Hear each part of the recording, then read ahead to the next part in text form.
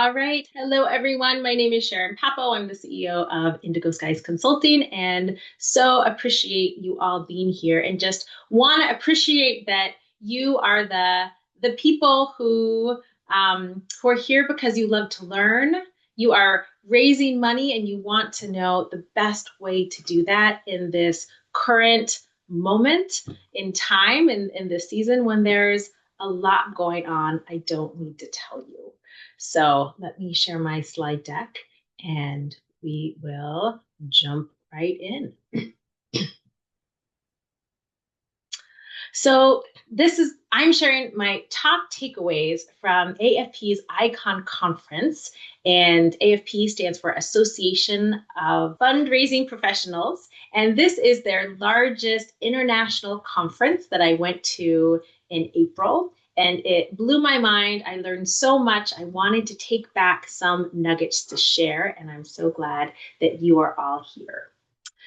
So I want to also give a shout out because this webinar is sponsored not only by Indigo Skies Consulting, but also by the Development Directors Roundtable and the Executive Directors Roundtable. A little bit about me, if you want to know who you're listening to today. I bring over 20 years fundraising experience. I'm the CEO of Indigo Skies Consulting. I had the honor of being a best-selling author. Last year, there's me on the cover with Jack Canfield, and some other great authors were part of that book. I was an executive director myself for 12 years, and I get to coordinate the ED Roundtable and Development Directors Roundtables. A little bit about Indigo Skies Consulting is we support organizations in many ways, board training, development planning, planned giving, support them now with AI tools. We provide fundraising consulting and executive coaching. Now we've been doing capital campaigns for many years, but now we're moving into also supporting organizations around emergency campaigns, as well as interim support and staff augmentation. And we support many great organizations across many different sectors.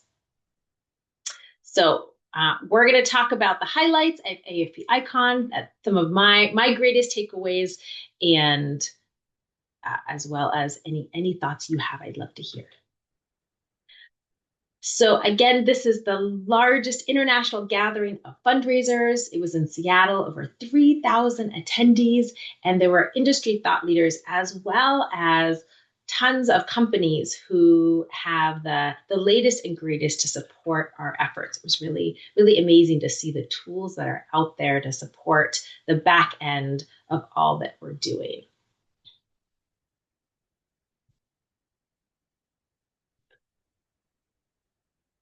So actually, I want to start this off not with something from AFP, but from a report that just came out. It's the Fundraising Effectiveness Project Report, and it's looking at 2024 annual giving. And what they shared is that the total philanthropic dollars in 2024 increased by 3.5%.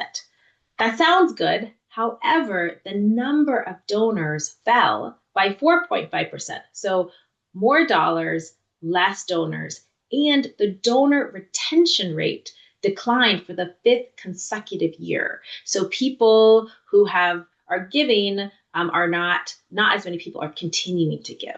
And so the very unfortunate reality is that philanthropy is concentrating in the hands of fewer, wealthier donors. And it's really important that we understand this as we are moving our fundraising forward. Major donors, which is 5,000 to 50,000, and mega donors, which is 50,000 plus, they contributed over 75% of all fundraising dollars last year. So it's just so we understand what is happening right now. And the number of small donors plummeted nearly 9%. So now I want to start talking about, I'm going to start with donor fatigue because it comes up a lot. And these next set of notes I'm going to want to give a shout out to Amy Eisenstein. I did her capital campaign intensive at AFP, which was really wonderful. And this next set of donors is inspired from that day-long session. So I know people are very concerned about donor fatigue right now. I understand why, right? There's a lot of need. There's a lot of funding cuts, especially if people have federal funding. And I want to remind everyone that there is a history of donors rising to the occasion during hard times. Don't make decisions for your donors. And if you present a compelling case for support and they understand the need and feel inspired, they will rise to the occasion. So keep your donors close. Donors that are involved, right, they volunteer, they're on a board or committee, they're much more likely to give, which again is another great reason to get your donors really involved so they really understand the impact of the great work you do. And sometimes I hear people say, oh, they already give their time. I don't want to ask them for their money. But we know that volunteers are often the most dedicated donors. And you're really missing out if you're not inviting them to give their time and their treasure. So while people are definitely still showing up and supporting all the great work, eyeball fatigue is real. And we are so inundated with information, right? There's just so much, and AI is producing so much that it's hard to stand out. But so it's not the flashy mail and emails, and I'm not saying you're not doing these campaigns that they can't work. But again, I want to remind people that sitting down with people, it's building that relationship, which we'll all be talking about a lot in this webinar, is really what's gonna make a huge difference. So thinking, who do you know who you can get in front of that can really make a difference, and who in your board and your networks can help make those introductions for you. So as I said, I did this capital campaign intensive, and I think a question that comes up is this a good time for a capital campaign? And one thing that we've learned is that, and I'll use COVID as an example, is that in COVID, many organizations paused their campaigns, but those pressing forward found success. And I happen to have been an executive director at the end of COVID and said, we need to finish this. We need to wrap this up, and met with some donors who were able to get us over the finish line. And so I wanted to say there's no perfect time for capital campaigns. And the economy is going to go up and down. And if you have a big vision and you have a really very clear, specific need and an exciting case that you've really put it together in a way that's very compelling. If you have a supportive board and leadership team and a strong executive director, then this is the right time. And it's also a great time for emergency gap campaigns. So if you have a temporary shortfall, maybe you lost a chunk of government funding, and this isn't like we've lost 90% of our funding, but this really important essential program is now at risk. And so we need to raise 50,000, 100,000, whatever it is. You need to raise this amount of money while to sustain this critical service while we're putting together the plan for what's coming next. Emergency gap campaigns, this is an excellent time. And it's also important to remember, especially with capital campaigns that often span multiple economic cycles, that just because the economy is down, and I know it's up this week, but it was not looking so good a couple of weeks ago, that the wealthy, which again, the folks who are most likely and most able to make those instrumental gifts to move your campaign forward, they tend to increase their wealth through strategic investments, through both up economies and down economies. When the economy is down, then they can buy businesses and do other things. So don't make decisions for your donors, and don't assume that their wealth and what's going on with it is the same as your relationship with your bank account. Also, a reminder that capital campaigns, just like emergency fundraising campaigns, that they are often based on 20 to 30 donors who are going to make or break your campaign. So it's not about marketing or PR, right? It's really about the relationships you're having with a small group of donors who are going to invest in your campaign in the way to really move it forward. And then the whole community comes in at the end and gets you over the finish line. But it's really a small group that's going to make that huge difference. All right, now I want to share with you a really incredible workshop I went to with Eric France, and it's on the art and science of neurophilanthropy. And it's using brain science to support philanthropy. And I love this. For those that may not know, my background, I'm a LCSW, a licensed clinical social worker. And so one of the reasons I love fundraising is because I love relationships, and it's the basis of fundraising. And this really spoke to it. So, starting off with this Albert Einstein quote: "If I have an hour to solve a problem and my life depended on it, I would use the first 55 minutes to determine the proper question to ask." It's by Albert Einstein. So, are we asking ourselves and our donors the right questions? So, when we think about brain science, what we know is that reciprocity is part of our brain. And we know that when any individual, in this case our donors, they trust themselves. So the more they see you in them, they're going to trust you. So they're the little things you do that when they lean forward, you lean forward.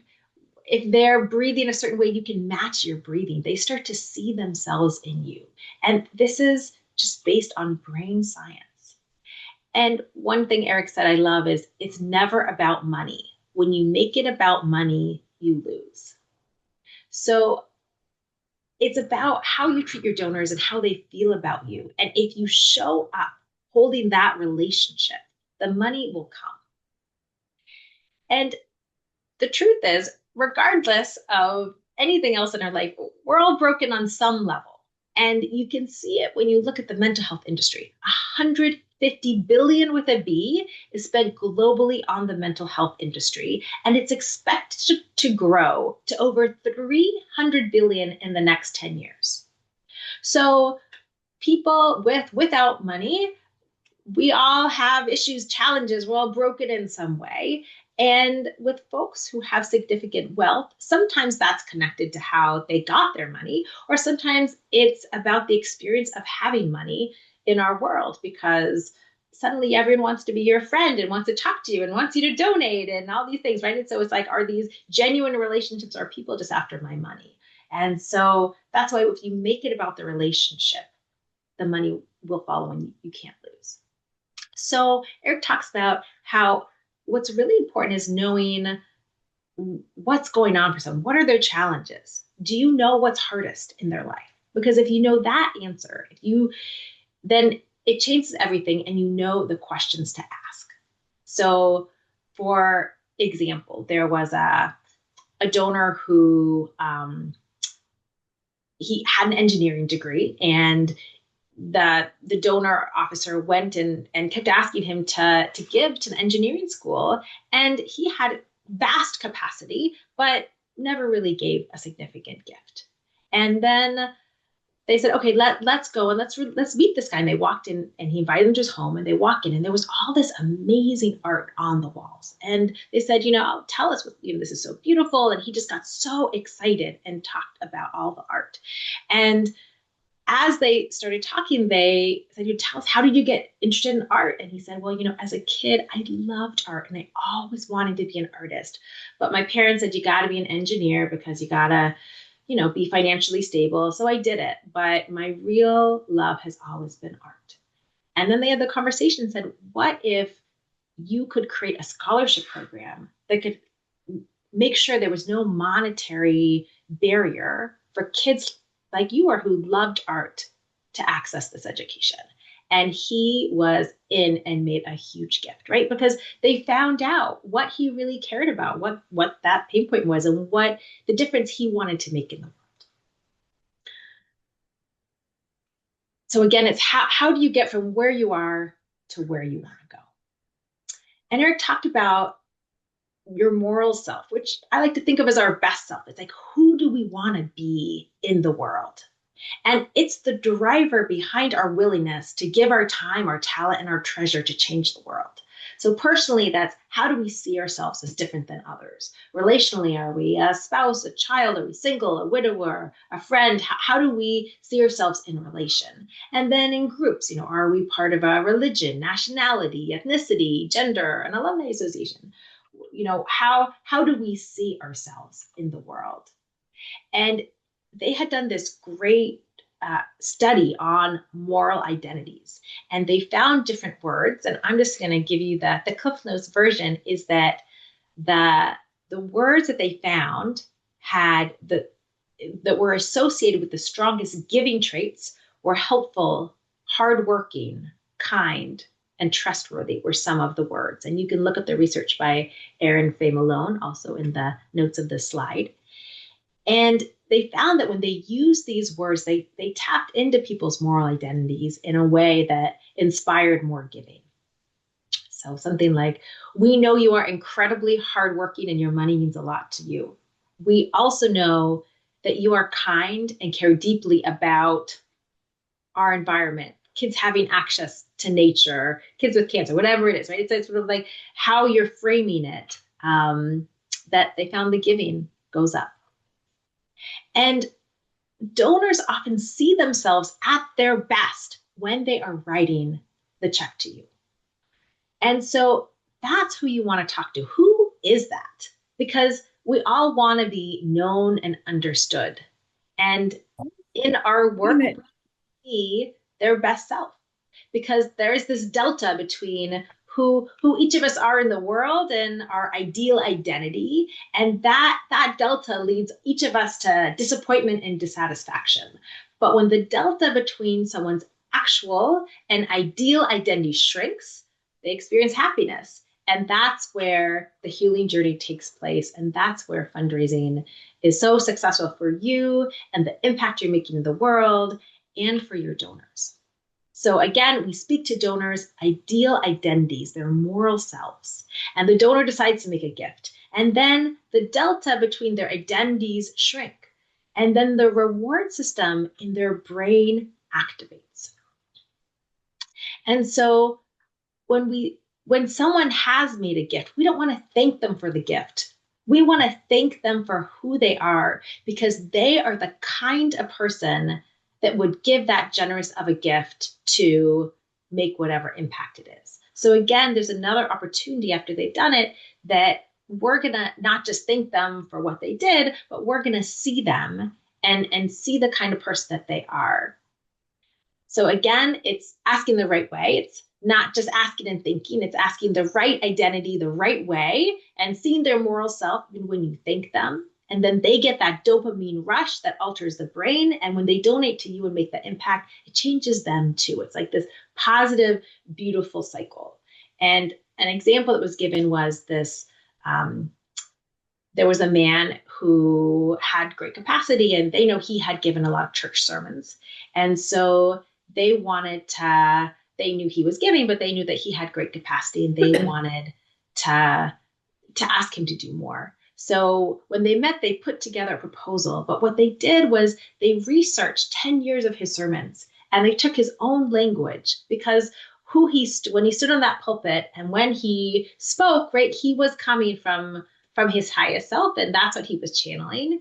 And so they put his own language in that case for support and in that proposal. And he said, this is the best case for support I've ever read, and made a really significant donation. It's also important to remember that the world that we fundraise in has changed, and that personal behaviors drive experiences. So if you watch Netflix, they know what you've watched and they know what you want to watch, right? They're going to say suggested for you. That if you shop on Amazon, they know what you buy and what you want to buy, right? We walk through the world and we're having all of these personalized experiences in a way that we expect them. And part of the problem is that a lot of nonprofits are doing fundraising in the old traditional ways. And this is impacting the donor retention rates, because we have disconnected donor experiences. 76% of donors never give a second gift after a first gift. So there is something that is really not working for so many of our organizations. We keep saying we want more gifts, but really, once someone comes in, we want to keep them. And as I shared in one of the early slides, retention isn't getting better year over year. So as a sector, we have a lot of work to move people from that first gift to that second gift. This is a quote from Una Osili from the Lilly Family School of Philanthropy. Donors not only want to understand the impact of their gifts, but value organizations that intentionally foster meaningful relationships with their donors. So again, we want to close the gap between our donors and our cause. We can think, how can I be the proxy to help my donors do good work in the world and shorten the distance between the donor and the work their money can accomplish? And that remember that when we treat them as partners in our work, they're really shoulder to shoulder with us. That's when the retention rate goes up. When we invite them onto committees to, join, be a volunteer, to really understand what's going on, when they feel that they're really partners, not just donors, that's when they want to stick around. So I talked a little about the personalization. So, right, you can do that, but we all have very limited capacity. So you can only spend time with a smaller group of people. But I want to say that, part of the challenge of our sector is figuring out how to build relationships at scale. So historically, we have done these static campaigns when we send every donor the same letter at the same time. So I just got one of these, and I opened the letter and it said, "Dear friend." And I thought, it's a great organization. They do great work. I love them. But I thought, wow, like, I wish you could have learned how to do a mail merge, to say, "Dear Sharon," because it makes a difference. So the challenge for our sector is to move from these static campaigns to dynamic campaigns. And this is where new technology and AI can absolutely help us, where we're listening to the signals and we're seeing donor behavior and sending, ideally, a set of multi-channel communications based on each donor's behavior and intent in real time, right? It's a right touch point at the right time. And there is, again, technology that it's really amazing that you may already, we could talk after about what the technology is. There are lots of different tools, but that you can have that note in your donor database, the past behavior, and that when they go to your website to click, that the website will actually suggest an amount for them to give based on their giving history. So, really amazing things that can make a really big difference. More responsive technology, fundraising automation, and just want to say, if you haven't jumped into AI yet, and you have or just automation, you have manual tasks that can be automated, then you're not freeing yourself up for the time to do this work. So I want to talk a little bit more about predictive analytics. And so again, what this is, if this is new for you, it's instead of randomly asking everyone for donations, predictive analytics helps organizations focus their time on people who are the most likely to support them. So it can look at information about your past donors, like how much they gave, when they donated, right? Find patterns, and then make educated guesses about who might donate in the future, how they might give, what kind of messages might lead to a donation based on, what emails they've opened and what they've done in the past. So there's one product out there that it looks through this, and it you show up Monday morning in your email, and it says, here are the people you should be emailing today, and the AI has already drafted emails. And not that you should just send those emails, but right, it's giving you a start. And so there are all these tools, and organizations that are starting to use these tools are going to be far more successful than organizations that aren't. So, right, we just want to say we have to move the needle on new donor retention, getting people from the first to second gifts, and there are tools that can help us. And one thing you may want to do is some donor empathy research, which is you may want to go to your own website and make a gift and see what happens over the next 30 days. And then think, how is your donor going to feel with that response? So I mentioned this multi-channel hyper-individual touch points, and I'm just going to say, this is not available to every organization. I just wanted, there's some small organizations on this webinar, but I wanted to give you a sense of what this could look like. So someone goes to an event, and 1 hour after that event, she gets an email that says, thank you for coming. We loved having you. Please take a survey. What resonated with you? So you got some information. And then the next day, she gets a phone call from a staff person or a board member. Thank you so much for coming. It was great. And then 2 days later, she gets a text from a program person. Check out this initiative. You commented on being interested in. I thank you for letting us know. I wanted to send you more information. And then she gets an email welcome series that culminates in a postcard with a handwritten note, right? It's like it's multi-channel, individual touch points. And you might say, this is not something we have the capacity to do, and that's okay. But I wanted to give you the big picture about how organizations are what they're doing to move someone from that first to the second gift. And they're having touch points, and it's a mix of both. Some are personal that take time, picking up the phone, but also using the tools in AI to auto-generate some of these, like the welcome series. So where do you start if this feels overwhelming? So first, just good to benchmark yourself and level up. Where are you now? And it's okay wherever you are, but it's just good to know. And for all these new amazing tools, you need to have some data help, because there's like garbage in, garbage out, right? Bad data will not let you have confidence in anything else. So if you want to start using these tools, you need to have a donor management system, and you need your data to be pretty clean. And so it may, before you start these things, to say, okay, do we have a bunch of duplicate entries? Do we, when we find out something about donors, are we putting it in there? Do we have a data set that can actually help us? And then you want to segment based on people's interests. This person likes this cause. This person's gone to these events, so that you know who to talk to about what. And then think, can I run dynamic campaigns based on their behavior and what I know about them? And again, is there AI-driven campaign automation that can support both the copy, the writing, and maybe some of the touch points? And so the goal for AI, from my perspective, is how do we use it to have less menial work and more meaningful work? All right, now I'm going to move on to talking about the artful asker. This is the third and final part of my presentation. And this is by Marcy Hine, my friend, who's fabulous and did a really wonderful workshop. And start off thinking, look at your own assumptions. So how many of you know rich people who are amazing people? And how many of you know rich people that are jerks, right? I think you probably know both. How many of you know poor people who are amazing people? And how many of you know poor people that are jerks, right?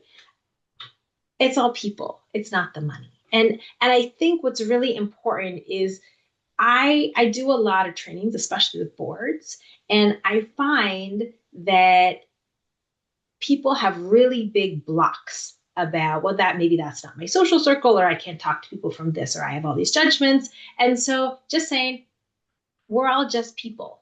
And that really makes a difference.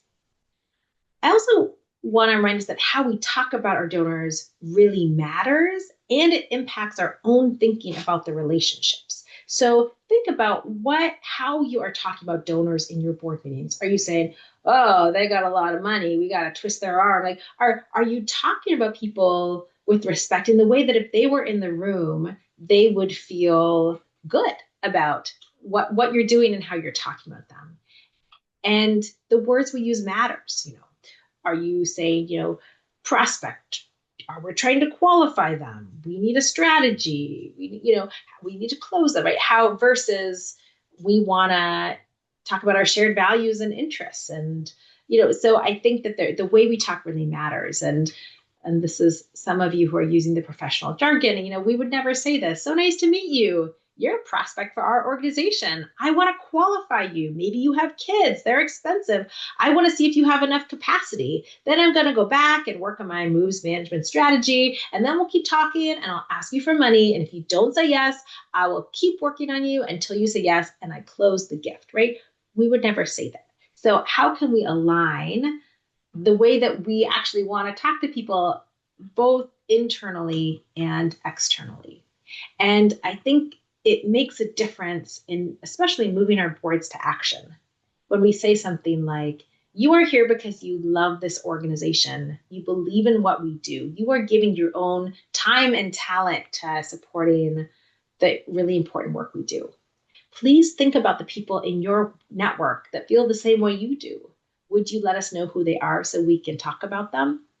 Like, think how that would land versus saying, all right, everyone, I need everyone to give me 10 names of people who have money because we need to raise money.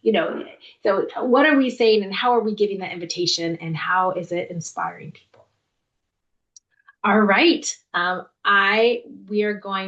going to ask you to please fill out the final survey. I'm going to be putting that in the chat. And here is my email. If you would like to follow up, please let me know. We have some great things coming up. We have an in-person development meetup I think it's in Watsonville actually, on June 20th. We're going to be having more executive director roundtables, and here, I believe this is the link. Let me actually check that I'm giving you the right link here before I put it in. Hold on one quick moment so I make sure I am giving you the right thing. Yes. Yes, I am. Okay, perfect. So there is a link in the chat.